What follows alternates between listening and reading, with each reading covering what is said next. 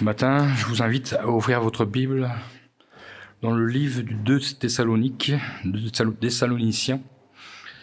et nous lirons au chapitre 2, versets 13 à 15.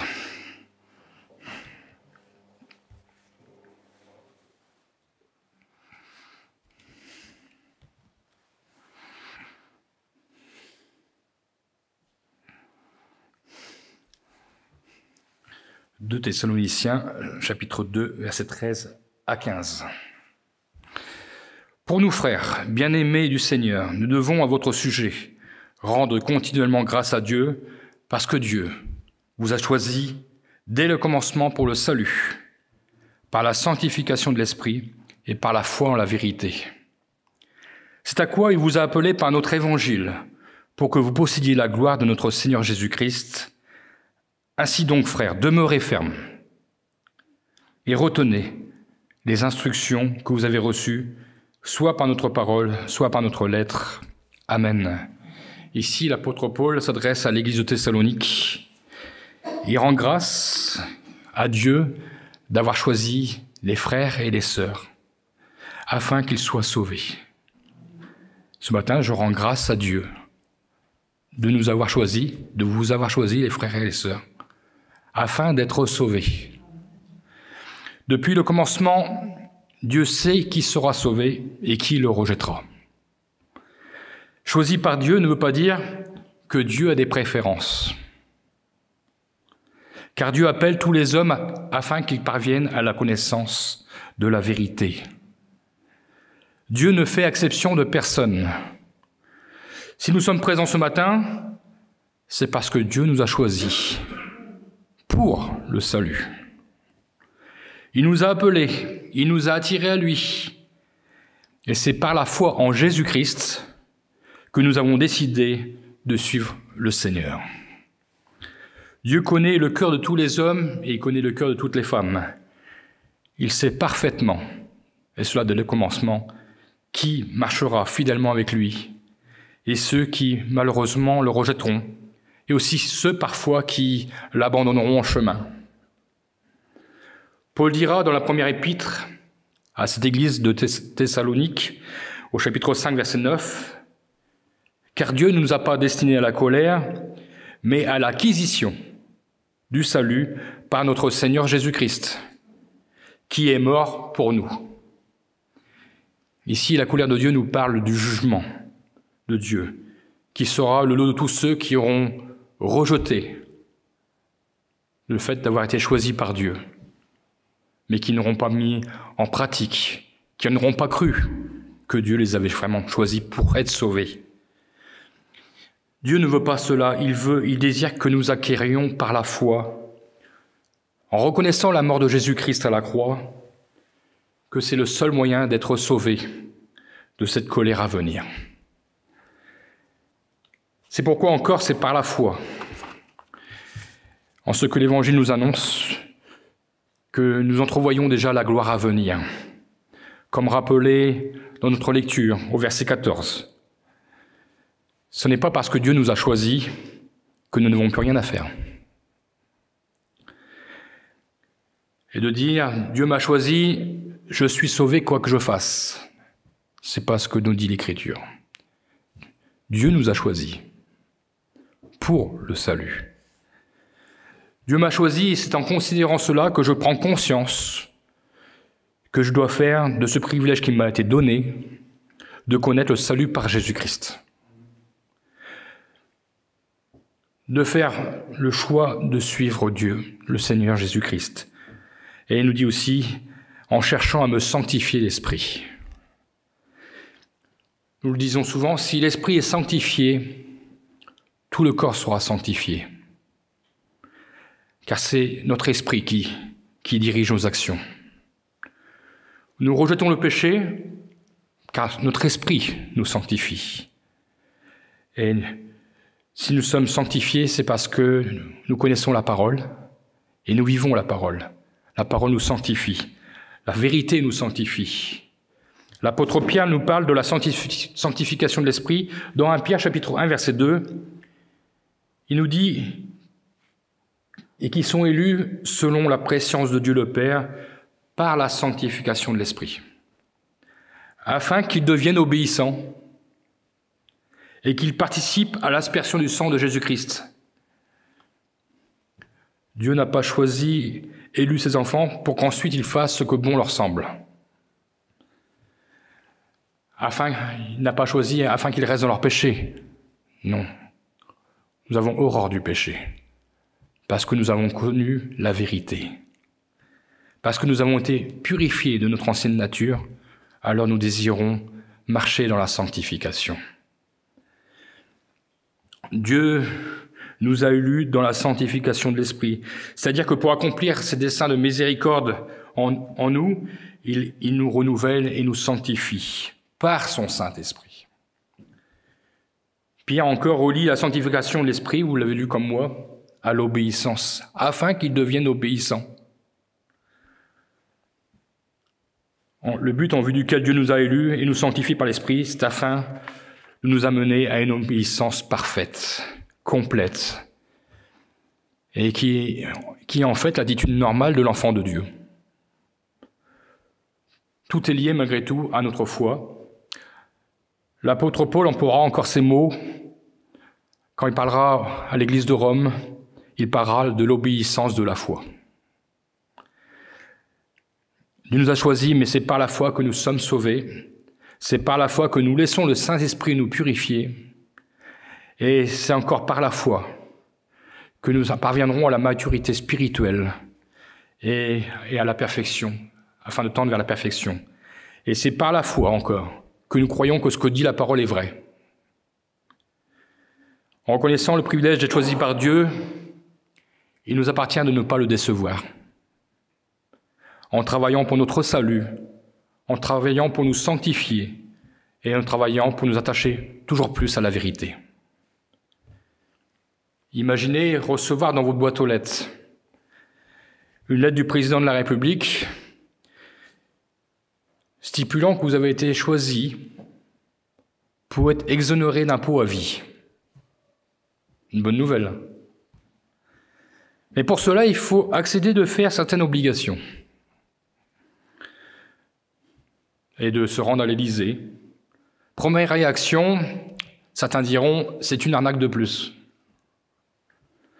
Je n'y crois pas, donc je laisse tomber cette offre. Deuxième réaction, et si c'était vrai? Et si j'essayais de faire ce que cette lettre stipule? Qu'est-ce que j'ai à perdre? Cela revient à dire, croire ou ne pas croire. Il en est de même pour le salut. Tous ont été choisis. Mais tous ne croiront pas. Tous ne chercheront pas à croire à cette lettre de salut contenue dans la parole de Dieu. Plutôt que de se dire « et si c'était vrai ?» Mettre en action notre foi.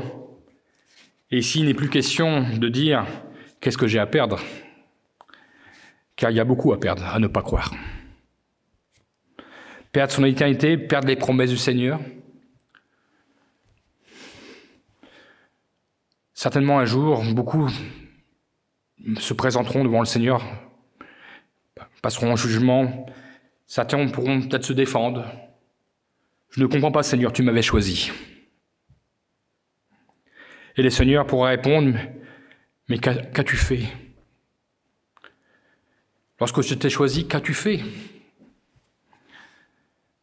M'as-tu honoré en cherchant à t'approcher de moi, à connaître mon salut que je t'offrais? Tu n'auras pas rempli les conditions. Tu n'as pas voulu agir, tu n'as pas voulu marcher par la foi. Tu as préféré continuer à marcher selon la chair et en rejetant mon esprit. Est-ce qu'il arrivera à beaucoup? Beaucoup penseront que parce qu'ils ont été choisis, que tout est permis. Peut-être que le Seigneur nous dira à certains qui ont abandonné en route, tu n'as pas eu soif de la vérité de ma parole.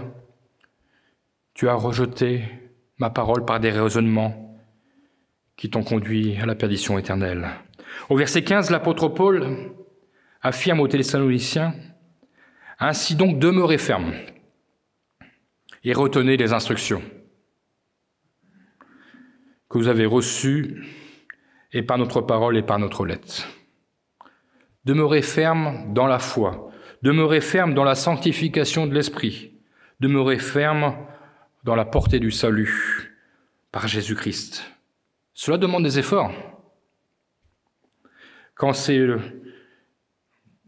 Lorsque nous décidons de suivre Jésus-Christ, nous avons des efforts à faire, mais lorsque nous laissons l'Esprit de Dieu nous remplir, ça devient naturel. Ce n'est plus des efforts. Tant que ce sera la chair qui dirigera, oui, ce sera difficile. Mais quand l'Esprit de Dieu remplit et conduit, alors oui, cela se fait naturellement. Nous aimons la vérité, nous avons soif de vérité, et nous voulons rejeter tout ce qui est contraire à la vérité. Et c'est ainsi que nous aurons le choix de Dieu. Et un jour, lorsque nous paraîtrons devant le Seigneur, nous pourrons entendre ces paroles « Entre dans la joie de ton maître, bon et fidèle serviteur ». Nous aurons honoré le choix du Seigneur. Peut-être encore ce matin, certains, vous êtes face à ce choix. Dieu vous a choisi, mais est-ce que vous êtes prêts à honorer ce choix en répondant favorablement à sa demande? Oui, Seigneur, je veux croire à ton salut. Oui, Seigneur, je veux croire en tes promesses. Je veux croire que ta parole est la vérité. Et je veux croire que par ta mort sur la croix, que j'ai acquis un héritage céleste par la vie éternelle. Aux Éphésiens, Paul dira encore, Éphésiens chapitre 1, versets 4 à 5, montrant une nouvelle fois pourquoi Dieu nous a choisis. En lui, donc en Jésus-Christ, Dieu nous a élus avant la fondation du monde pour que nous soyons saints, irrépréhensibles ou irréprochables selon les traductions. Devant lui, nous ayant prédestinés dans son amour à être ses enfants d'adoption par Jésus-Christ, selon le bon plaisir de sa volonté. Dieu veut que nous soyons des frères et des sœurs sanctifiés, saints et irréprochables. Et nous voyons que ce n'est pas seulement sa volonté, mais aussi son bon plaisir. Il prend plaisir de nous voir l'honorer. Il nous a choisis, il prend plaisir de nous voir marcher dans la sanctification. Il prend plaisir de nous voir acquérir le salut. Nous avons dans la parole de Dieu, à travers la vie du roi Saül, un exemple de ce qui a été, dans un premier temps, honorer le choix de Dieu, et malheureusement, dans un deuxième temps, l'égarement loin de Dieu, car il n'a pas tenu ferme, pas demeuré ferme dans tout ce qu'il avait reçu. Nous allons le voir plus en détail. Dieu avait choisi Saül pour diriger le peuple d'Israël, ce peuple qui désirait un roi qui puisse régner sur eux. Ils avaient Dieu, ils avaient Samuel, mais cela ne leur suffisait plus. Cette demande va irriter le prophète Samuel. Mais Dieu écoutera ce peuple et leur donnera un roi, en la personne du roi Saül, mais ils devront se soumettre à certaines obligations.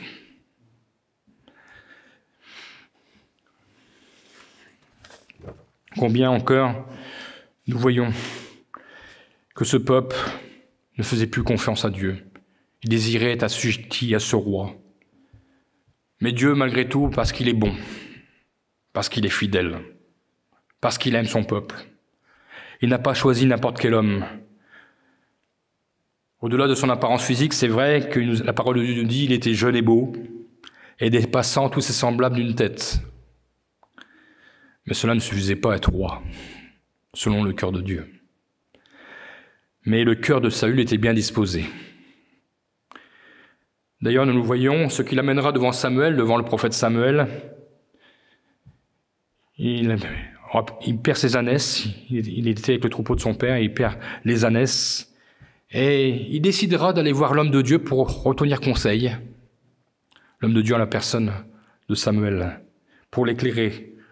Nous lisons dans 1 Samuel, chapitre 9, verset 17, Lorsque Samuel eut aperçu Saül, l'Éternel lui dit, « Voici l'homme dont je t'ai parlé, c'est lui qui régnera sur mon peuple. » Dieu avait choisi un homme qui aimait Dieu. Mais pas seulement. C'est un homme qui était humble. Samuel, en répondant à Saül, lui laisse présager que Dieu l'a choisi. 1 Samuel chapitre 9, verset 20, Samuel dira, « Ne t'inquiète pas des ânesses que tu as perdues. Il y a 3 jours, car elles sont retrouvées. » Et il nous disait, dit, « Et pour qui est réservé tout ce qui est de précieux dans Israël? N'est-ce pas pour toi et pour toute la maison de ton père ?» Dans la réponse de Saül, nous voyons son humilité. Verset 21, « Ne suis-je pas benjamite de l'une des plus petites tribus d'Israël? Et ma famille n'est-elle pas la moindre de toutes les familles de la tribu de Benjamin? Pourquoi donc me parles-tu de la sorte ?» Il reconnaissait qu'il était peu de choses. Il ne se sentait pas capable de conduire un peuple si grand, surtout si difficile. Lui, la petite tribu de Benjamin, c'est un signe d'humilité. On peut retrouver dans cette parole de Saül aussi nos réactions lorsque nous sommes venus au Seigneur et lorsque nous avons découvert toute la grâce de Dieu, toute la portée de son amour. Et combien nous lui disons encore aujourd'hui, « Seigneur, pourquoi tu m'as choisi? Je ne méritais rien, mais c'est par amour qu'il nous a choisis. » Peut-être aussi nous sommes comme Saül, ne suis-je pas le plus petit devant ta face, pour que tu t'intéresses à moi et à mon salut. Nous voyons par la suite que Samuel demande au cuisinier, lors du repas, d'apporter pour Saül la portion de viande qui a été mise à part pour lui. Verset 24, le cuisinier donna l'épaule et ce qui l'entoure, et il l'a servi à Saül. Et Samuel dit, « Voici ce qui a été réservé. Mets-le devant toi et mange, car on l'a gardé pour toi lorsque j'ai convié le peuple. » Quand Dieu nous choisit, nous appelle à lui. Et je dirais, il met devant nous les mets les plus succulents. Plus succulents les uns que les autres à travers la parole de Dieu. Et Dieu nous dit, voici ce qui t'est réservé. Il nous invite à sa table, en quelque sorte. Nourris-toi de ma parole. Dieu a mis devant nous ce qui nous est réservé, ce qui nous attend si nous marchons fidèlement avec lui. Ses promesses sont pour nous, sa présence nous accompagne, son soutien qui est indescriptible de chaque jour, et des richesses spirituelles qu'il est prêt à nous accorder, et bien sûr une éternité glorieuse. D'aimer qu'il nous donne toujours l'envie d'avoir faim, toujours plus encore. Toujours plus de Dieu. Et je dirais, c'est le mystère de la parole de Dieu. Manger, sans prendre un gramme, mais spirituellement, grandir dans la foi. La parole de Dieu est un puits sans fond. Plus nous creusons, plus nous découvrons. Elle est infinie de ressources, elle est infinie de promesses, infinie de secours, infinie de joie, infinie de paix. À ceux qu'il choisit et qui désirent mettre en action leur foi, il a réservé les meilleurs mets. Samuel, par la suite, oindra Saül, chapitre 10, verset 1, pour être le chef du peuple d'Israël. Et nous voyons, lorsque Dieu conduit et que le cœur est répondant à l'appel de Dieu, nous voyons que tout se passe à la lettre comme Dieu l'a décidé. Nous voyons déjà que Saül n'a pas discuté le choix de Dieu. Il est rentré dans la vision de Dieu pour le peuple d'Israël. Et nous voyons déjà, peu de temps après les promesses de Dieu qui accompagnent les siens, qui nous accompagnent, nous voyons au chapitre 10, verset 6, que nous est-il dit? l'Esprit de l'Éternel te saisira. C'est Samuel qui parle à Saül. Il le prophétise, il lui dit ce qui va se passer. L'Esprit de l'Éternel te saisira. Tu prophétiseras avec eux, c'est-à-dire avec les prophètes. Et tu seras changé en un autre homme. La promesse apportée par la bouche de Samuel, du prophète Samuel, nous est dit s'accomplira le même jour, au verset 9 de ce même chapitre. Dieu lui donna un autre cœur. Et tous ces signes s'accomplirent le même jour. En fait, il venait d'expérimenter ce que nous appelons la nouvelle naissance. Une nouvelle vie, pleine de promesses. Saül prophétisera au milieu des prophètes, comme Samuel l'avait annoncé. Et nous voyons encore à travers cette parole qui nous aussi nous interpellait ce matin, au verset 11, tous ceux qui l'avaient connu auparavant, qui avaient connu Saül auparavant, virent qu'il le prophétisait avec les prophètes. Et l'on se disait l'un à l'autre dans le peuple, qu'est-il arrivé au fils de Kis? Donc le fils de Kis était Saül. Saül est-il aussi parmi les prophètes? Nous voyons les effets de la nouvelle naissance et des fruits qui suit la nouvelle naissance. Et cela doit aussi interpeller le monde qui nous entoure. Lorsque nous connaissons la nouvelle naissance, alors oui, nous passons de la mort à la vie. Par nos efforts? Non. C'est le Saint-Esprit qui agit en nous. C'est lui qui fait son œuvre. Et nous sommes étonnés. Nous arrivons encore à être étonnés de la puissance de Dieu. Alors qu'il l'a fait pour nous, il l'a fait pour beaucoup. Pouvons-nous encore être étonnés de la puissance de Dieu? Ceux qui le connaissaient ne reconnaissent plus Saül. Il n'était plus le même. Avait-il changé de lui-même? Bien sûr que non. C'est Dieu par son esprit qui a opéré en lui. C'est l'esprit qui l'a saisi.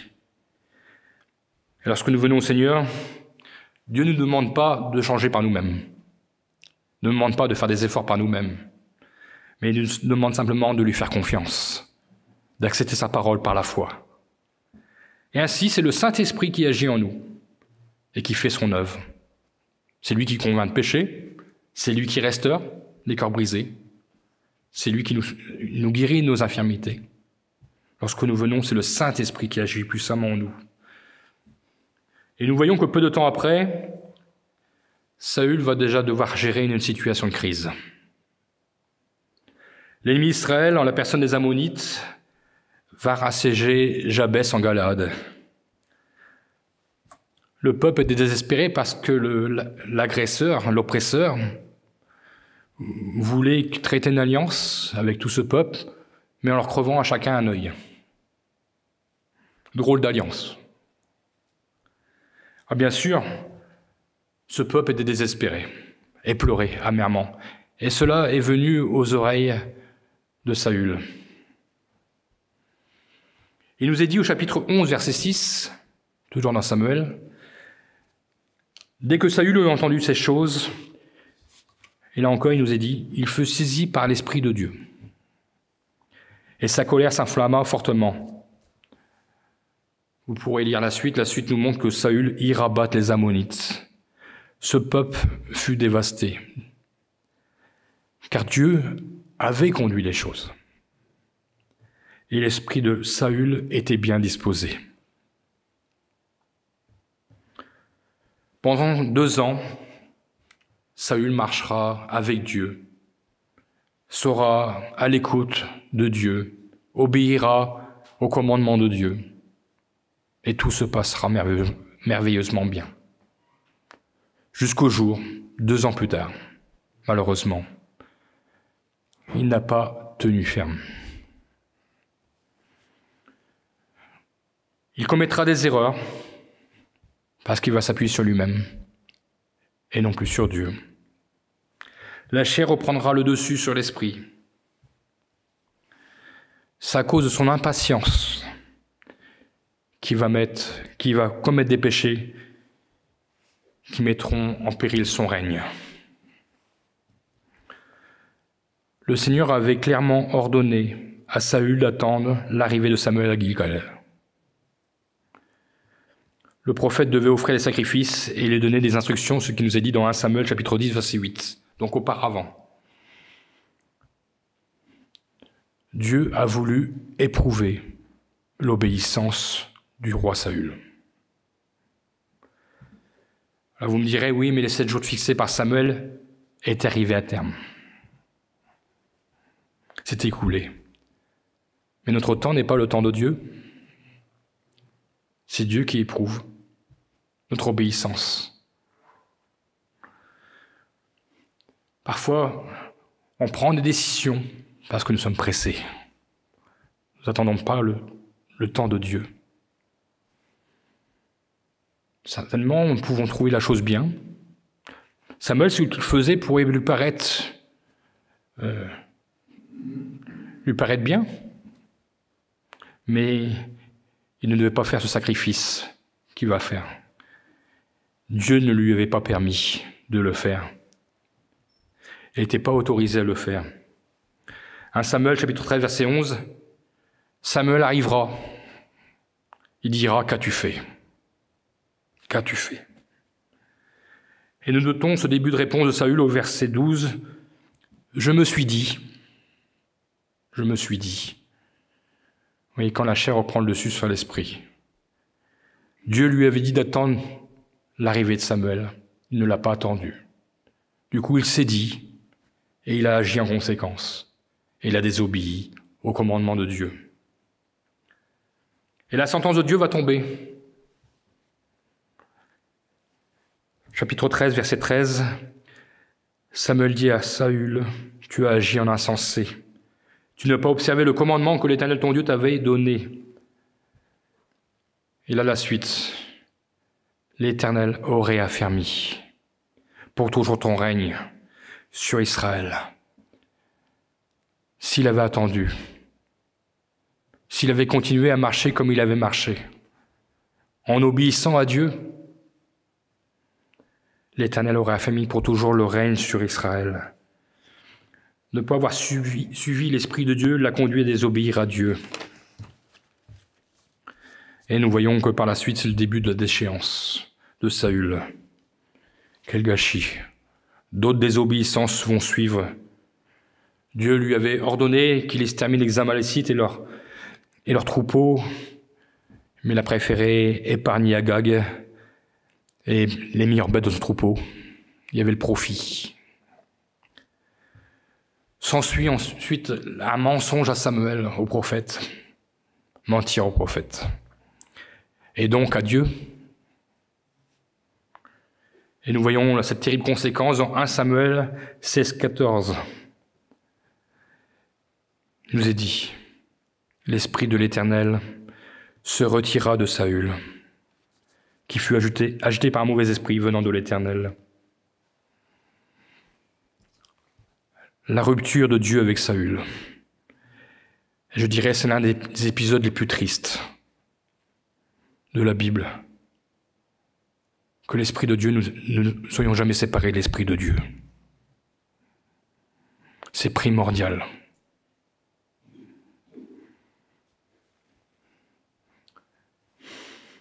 Nous ne pouvons pas être séparés de Dieu. Saül est resté roi malgré tout pour le restant de sa vie. Mais dans quelle misère, spirituellement. Il a été tourmenté par un esprit mauvais. Son cœur connaîtra la jalousie de David. Jaloux de David. Son orgueil aussi montra en flèche. Il ne supportait pas qu'un autre puisse être roi à sa place. Son successeur David viendra même le consoler en jouant de la musique pour apaiser ses troubles, son mauvais esprit. Il cherchera même à tuer David.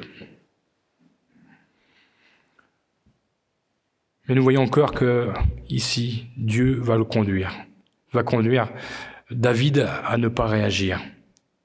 Le roi David nous a dit qu'il avait été loin malgré tout pendant le règne de Saül. Mais il attendait son temps. Et pendant ce temps, Saül essaiera de le tuer. Mais à chaque fois, Dieu le protégera. Parce que nous est dit de David, c'était un homme selon le cœur de Dieu. Nous voyons que par la suite, David aura l'occasion de mettre fin au jour de Saül. Mais il ne le fera pas. Parce que Saül était loin de l'Éternel. Ce n'est pas à lui qu'appartenait la vengeance, mais c'était à l'Éternel.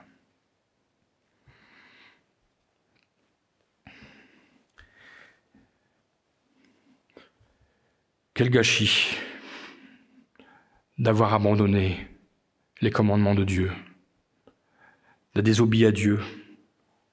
Et nous voyons combien il est rentré dans cette perdition éternelle.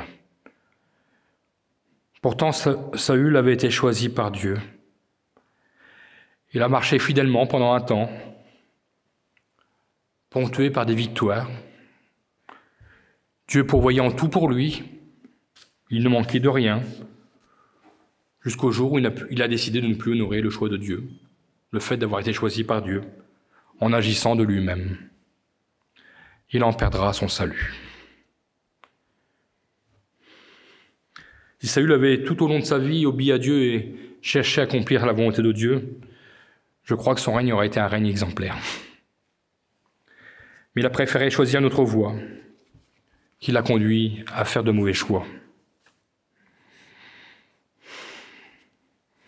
Saül, avant de prendre ses décisions, aurait dû sanctifier son esprit et ne pas oublier la parole qu'il avait reçue de l'Éternel par la bouche de Samuel. La parole de Dieu nous dit dans Romains chapitre 8, verset 28, « Nous savons du reste que toute chose concourt au bien de ceux qui aiment Dieu, jusqu'ici nous le savons tous, de ceux qui sont appelés selon son dessein. » Dieu a prévu un formidable dessein pour nous tous. Il veut que notre bien, comme il voulait que le bien du roi Saül. Ce sont nos choix, ce sont nos décisions qui nous rapprochent ou nous éloignent du bien de Dieu. Jésus, lui aussi, appellera à honorer le choix de Dieu et aussi à porter de bons fruits. Jean chapitre 15, verset 16, Jésus dira « Ce n'est pas vous qui m'avez choisi, mais c'est moi, je vous ai choisi, et je vous ai établi, afin que vous alliez et que vous portiez du fruit, et que votre fruit demeure, afin que ce que vous demanderez en mon nom, il vous le donne. » Tout à l'heure, nous avons parlé de demeurer ferme. Ici, le Seigneur appelle à ce que notre fruit demeure. Le fruit est le résultat d'une obéissance à Dieu. Et aussi le résultat de l'intervention du Saint-Esprit en nous. Le Saint-Esprit agit en nous et c'est cela qui produit du fruit en nous. Demeurons donc fermes jusqu'au bout. Et comme dit une parole de l'Écriture que nous trouvons dans l'Ecclésiaste, chapitre 7, verset 8, « Mieux vaut la fin d'une chose que son commencement. » Lorsque nous voyons la vie de Saül, nous comprenons. Il était bien parti, mais mal arrivé. Mais il faut bien arriver. Le Seigneur nous attend dans la gloire. Mais pour cela, nous devons demeurer fermes. Demeurer fermes. Être fidèle du commencement jusqu'à la fin. Il peut y avoir des montagnes russes dans notre vie spirituelle, mais il faut être arrivé au bout avec le Seigneur. L'apôtre Paul le dira, « J'ai combattu le bon combat, j'ai achevé la course. » Nous voulons achever la course en demeurant ferme. Ne soyons pas comme le roi Saül, et je veux dire jusqu'au bout, je tiendrai ferme pour honorer mon roi. Amen. Que le Seigneur nous bénisse. Amen. Merci Seigneur mon Dieu, parce que tu nous as choisis. Tu nous as choisis et de ce choix, Seigneur, que tu as fait, nous voulons acquérir le salut. Nous l'avons fait. Nous avons donné notre vie à toi, Seigneur, par les eaux du baptême. Mais Seigneur mon Dieu, nous ne voulons pas nous arrêter à cela. Nous voulons grandir toujours plus avec toi. Nous voulons connaître les promesses que tu nous as laissées. Nous voulons aussi les acquérir.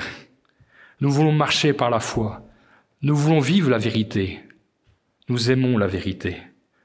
Et Seigneur mon Dieu, par-dessus tout, nous voulons sanctifier notre esprit. Nous avons besoin de sanctification. Oui, Seigneur mon Dieu, ta parole nous le dit. Sans la sanctification, nul ne verra le Seigneur. Seigneur, je veux te voir. C'est le désir de mon cœur d'être avec toi dans la gloire.